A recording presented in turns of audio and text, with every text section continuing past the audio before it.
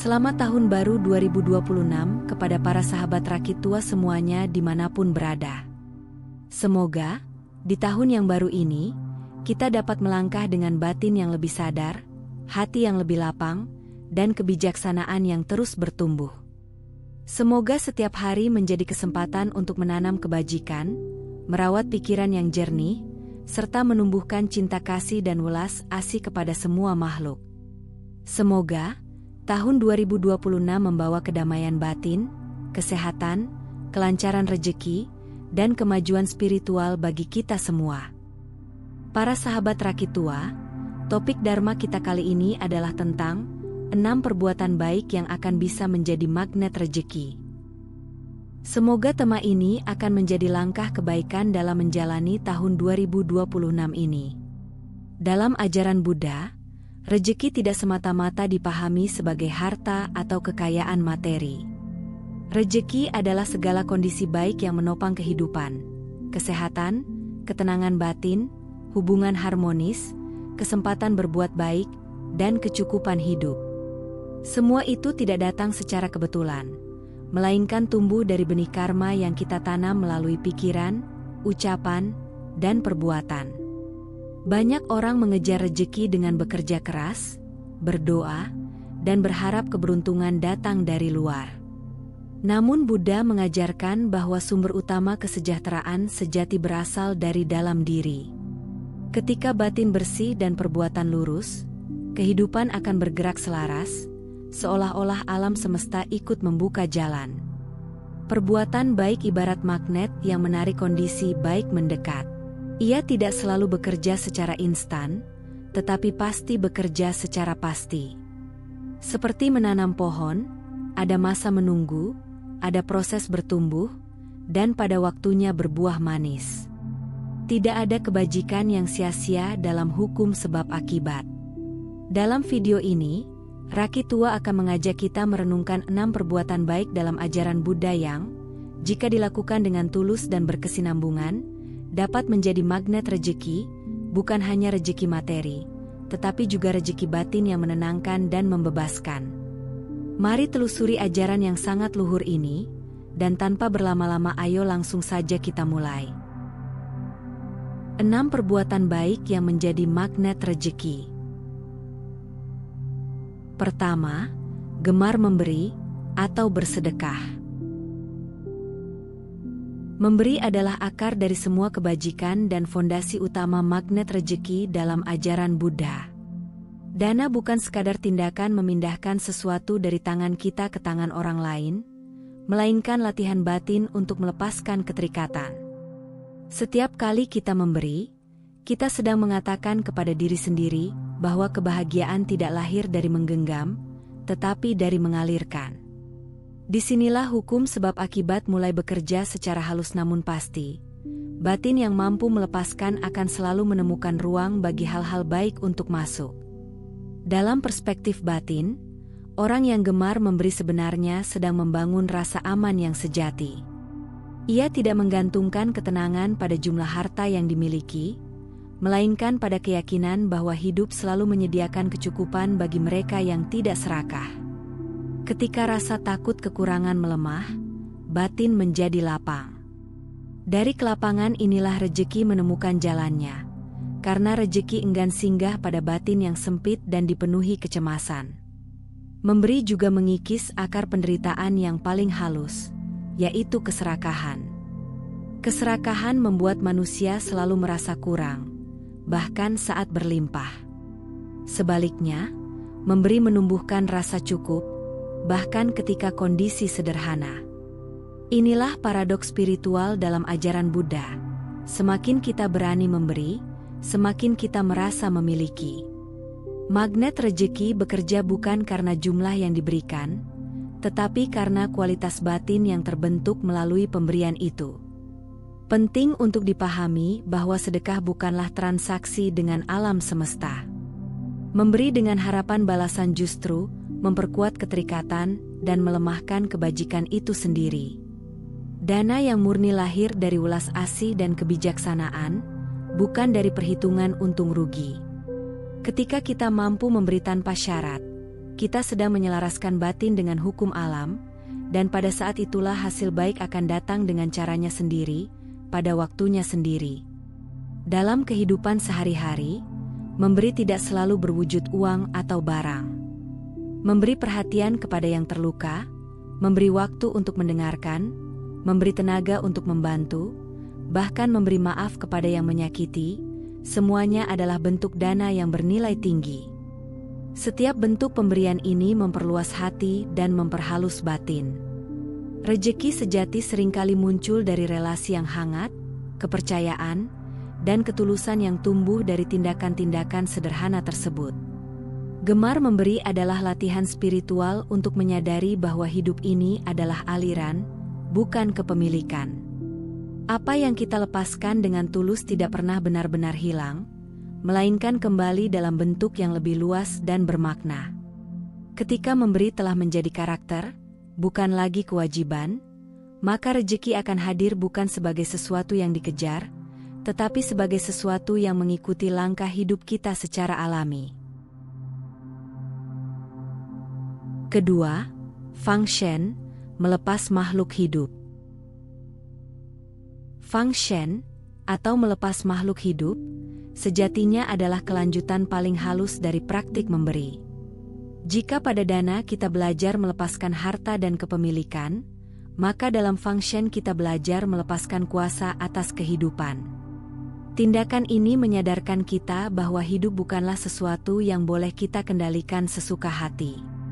Dengan memilih untuk menyelamatkan, bukan menyakiti, kita sedang menempatkan welas asih sebagai pusat dari cara kita memandang dunia.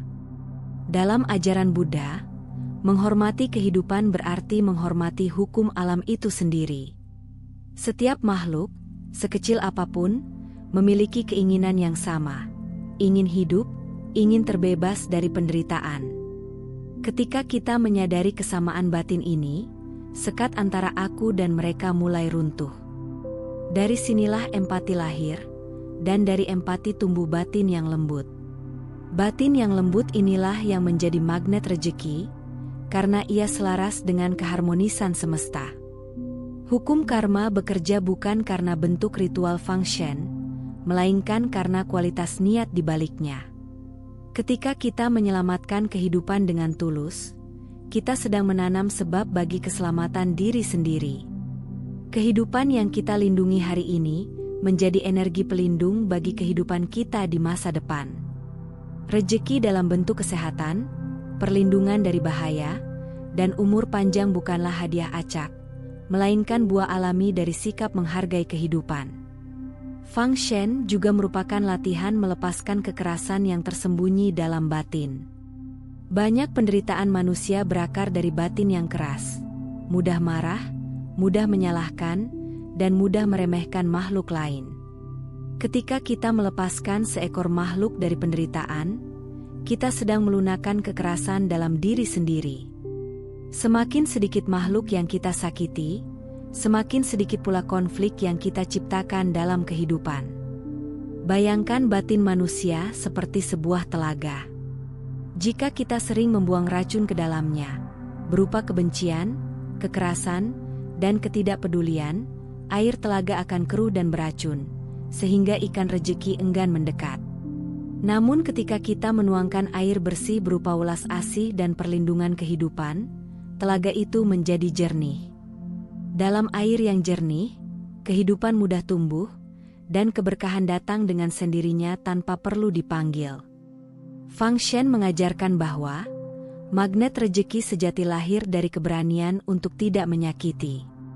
Ketika kita memilih menjadi pelindung kehidupan, alam semesta pun seakan memilih melindungi kita. Dari batin yang penuh kasih, terbuka jalan rejeki yang tidak hanya menyejahterakan diri sendiri, tetapi juga menghadirkan kedamaian bagi banyak makhluk. Sebelum dilanjut, jika apa yang Anda pahami dari video ini membawa manfaat, kami dengan rendah hati mengajak Anda untuk mendukung Rakitua dengan memberikan like dan subscribe. Jangan lupa bagikan juga kepada sahabat, keluarga, dan orang yang Anda sayangi, agar semakin banyak yang mendapatkan inspirasi dari ajaran Buddha. Anda pun bisa meninggalkan komentar positif sebagai wujud semangat dalam menebarkan kebaikan. Bagi Anda yang ingin mendukung lebih jauh, silakan berlangganan atau memberikan donasi melalui Saweria yang tercantum pada deskripsi video ini. Setiap dukungan Anda akan sangat berarti untuk terus menghadirkan dhamma yang menyejukkan hati. Mari terus telusuri ajaran yang sangat berharga ini, karena kami yakin pesan ini akan sangat berguna bagi Anda di kemudian hari. Ketiga, merawat orang tua. Merawat orang tua adalah bentuk kebajikan yang sangat mendalam, karena menyentuh sumber kehidupan itu sendiri. Dalam ajaran Buddha, orang tua disebut sebagai ladang kebajikan yang nyata, sebab melalui merekalah tubuh ini lahir dan kehidupan ini dimungkinkan. Jika memberi dan function melatih kita melepaskan harta dan kuasa, maka merawat orang tua melatih kita melepaskan ego. Di hadapan orang tua, kita belajar rendah hati dan mengingat bahwa keberadaan kita tidak berdiri sendiri. Ketulusan merawat orang tua, baik ketika mereka sehat maupun ketika mereka renta, adalah latihan batin yang halus namun kuat.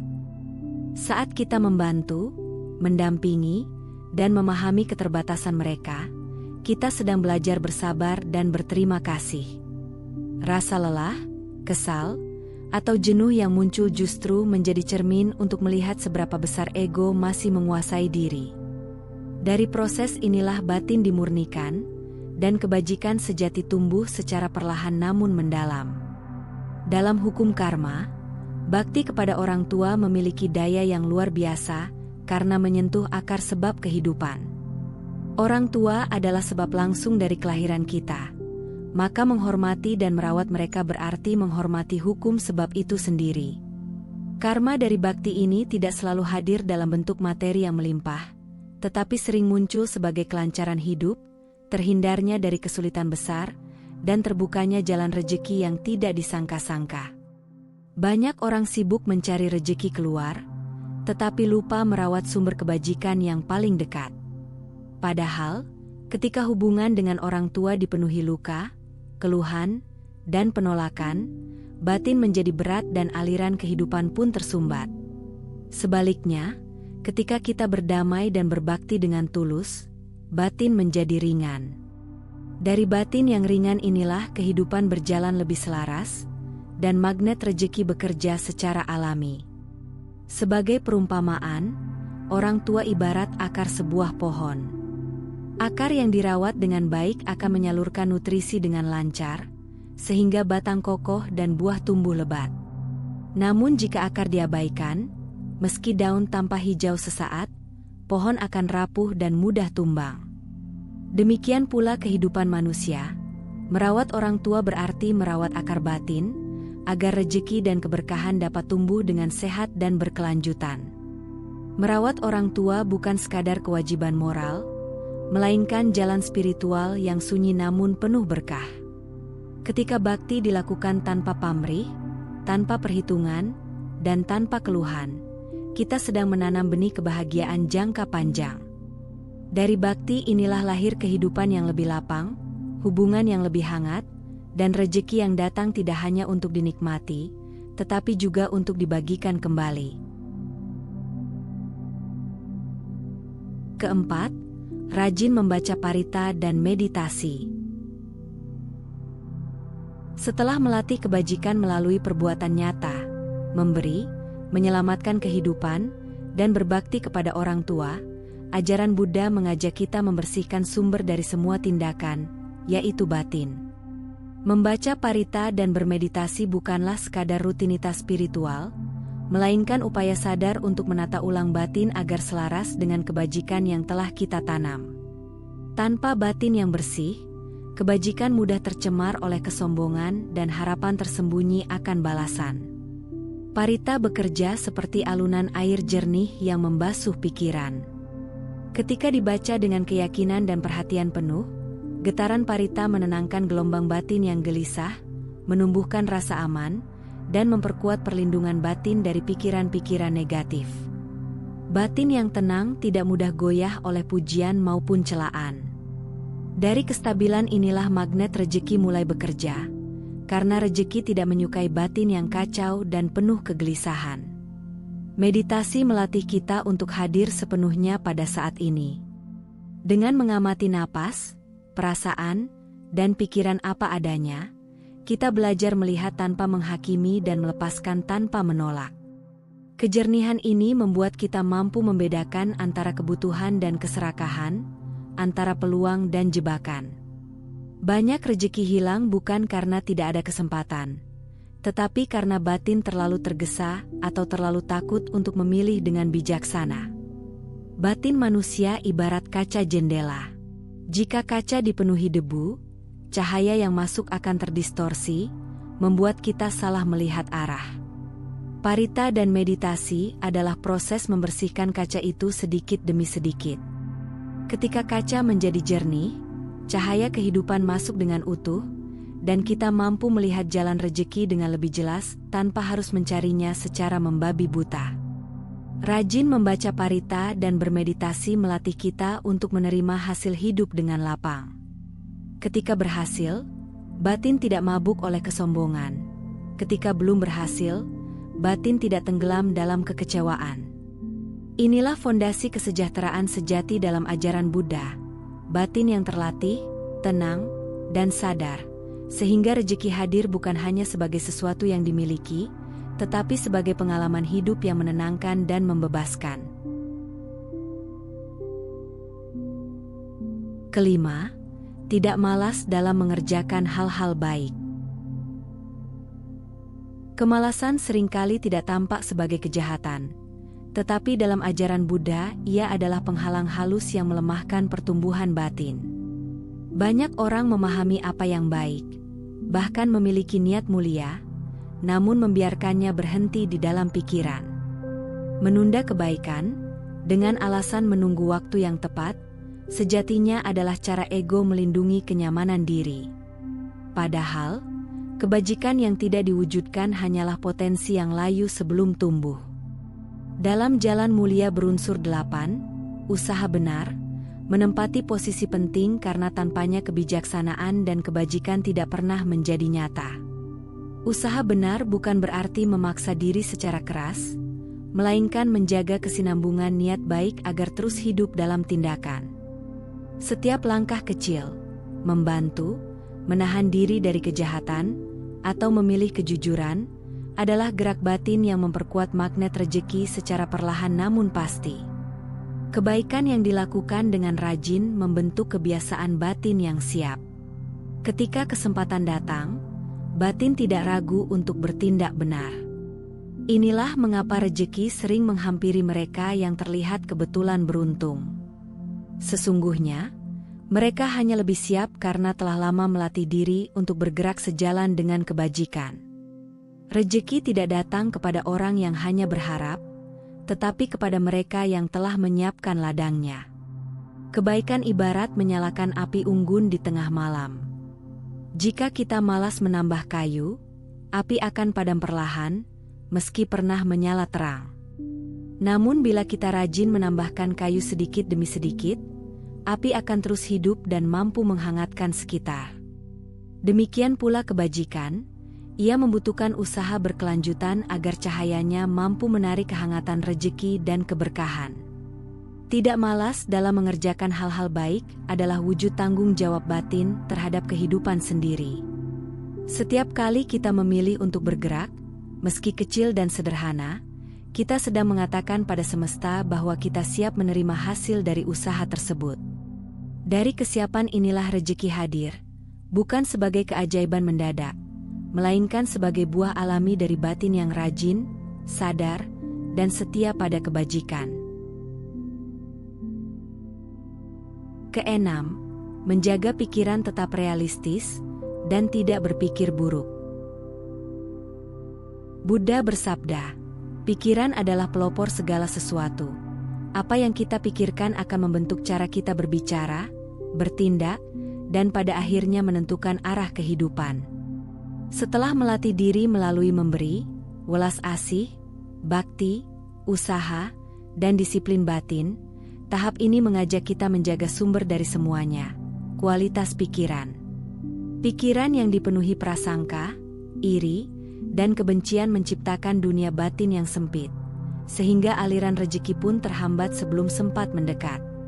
Menjaga pikiran tetap realistis berarti berani melihat kehidupan apa adanya, bukan sebagaimana kita inginkan semata. Harapan yang berlebihan sering melahirkan kekecewaan, sementara ketakutan yang berlebihan menutup peluang. Pikiran realistis tidak menyangkal kesulitan, tetapi juga tidak membesar-besarkannya. Dari keseimbangan inilah kebijaksanaan lahir, dan kebijaksanaan adalah fondasi utama magnet rezeki yang tahan lama. Tidak berpikir buruk adalah latihan batin yang mendalam, karena pikiran negatif sering muncul secara otomatis. Kebiasaan mencurigai, membandingkan, dan menyalahkan orang lain perlahan meracuni batin sendiri. Setiap prasangka adalah beban, dan setiap kebencian adalah penghalang. Ketika batin sibuk menghakimi, energi hidup terkuras, sehingga tidak ada ruang bagi keberkahan untuk tumbuh. Pikiran ibarat sebuah cermin. Jika cermin dipenuhi debu prasangka dan noda kebencian, pantulan kehidupan akan tampak buram dan menakutkan. Kita mungkin mengira dunia tidak ramah, padahal yang kotor adalah cerminnya. Dengan membersihkan pikiran melalui kesadaran dan kebijaksanaan, cermin menjadi jernih, dan dunia pun tampak lebih bersahabat. Dari kejernihan inilah rezeki mudah dikenali dan diterima. Pikiran yang bersih membuat batin menjadi ringan. Batin yang ringan tidak mudah terseret oleh kecemburuan saat orang lain berhasil, dan tidak larut dalam keputusasaan saat mengalami kegagalan. Ia mampu menerima hasil hidup dengan lapang, sembari terus belajar dan melangkah. Sikap batin inilah yang membuat seseorang mampu mengelola rezeki dengan bijaksana, bukan hanya mendapatkannya. Menjaga pikiran tetap realistis dan tidak berpikir buruk adalah puncak latihan magnet rezeki dalam ajaran Buddha. Ketika pikiran jernih, semua kebajikan sebelumnya menemukan tempat bersemayam. Rezeki sejati pun hadir bukan sebagai sesuatu yang dikejar, melainkan sebagai buah alami dari batin yang sadar, tenang, dan selaras dengan hukum kehidupan. 6 perbuatan baik ini mengingatkan kita bahwa rezeki tidak bisa dipisahkan dari kualitas batin. Apa yang kita alami hari ini adalah hasil dari apa yang kita tanam sebelumnya, dan apa yang kita lakukan hari ini sedang membentuk masa depan kita. Seringkali kita terlalu fokus pada hasil, lupa pada sebab. Kita ingin hidup berlimpah, tetapi enggan melatih batin. Kita ingin diberi, tetapi jarang memberi. Refleksi ini mengajak kita kembali pada inti ajaran Buddha. Perubahan hidup dimulai dari perubahan diri. Rezeki sejati bukan hanya tentang memiliki lebih banyak, tetapi tentang hidup dengan lebih sadar, lebih penuh syukur, dan lebih damai. Pada akhirnya, magnet rezeki bukanlah mantra, jimat, atau ritual semata, melainkan kualitas batin yang terus dilatih melalui perbuatan baik. Ketika batin bersih, dunia luar akan menyesuaikan dengan sendirinya. Ajaran Buddha tidak mengajarkan kita untuk mengejar kekayaan dengan nafsu, tetapi mengundang kita menanam kebajikan dengan kesadaran. Dari kebajikan itulah kesejahteraan tumbuh secara alami. Jika hari ini hidup terasa sempit, mungkin bukan karena rezeki menjauh, tetapi karena batin belum cukup lapang. Mulailah dari 1 perbuatan baik, 1 niat tulus, dan 1 langkah kecil. Semoga dengan menapaki 6 perbuatan baik ini, kita tidak hanya menarik rezeki dalam kehidupan, tetapi juga menemukan kedamaian yang menjadi harta paling berharga dalam ajaran Buddha. Jika video ini bermanfaat, jangan lupa dukung kami dengan cara berikan like dan subscribe, bagikan kepada teman dan orang yang kamu sayangi, dan jangan lupa tinggalkan komentar yang positif. Anda juga bisa berlangganan untuk mendukung kami, atau berdonasi melalui saweria yang tercantum pada deskripsi video ini. Cukup sampai di sini dulu video kali ini. Mari bersama Rakit Tua, membina diri di jalan Buddha dan semoga semua makhluk hidup berbahagia.